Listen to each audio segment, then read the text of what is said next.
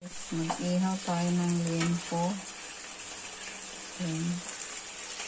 Ihaw sa kawali na lang tayo.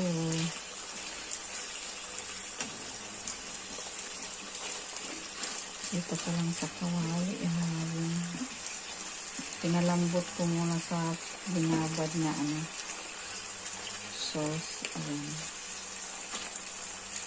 Tapos meron tayong gulay. Ayan, gulay natin. Isa ko lang ito.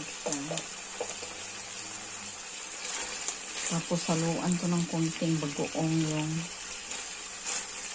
gulay para malasa.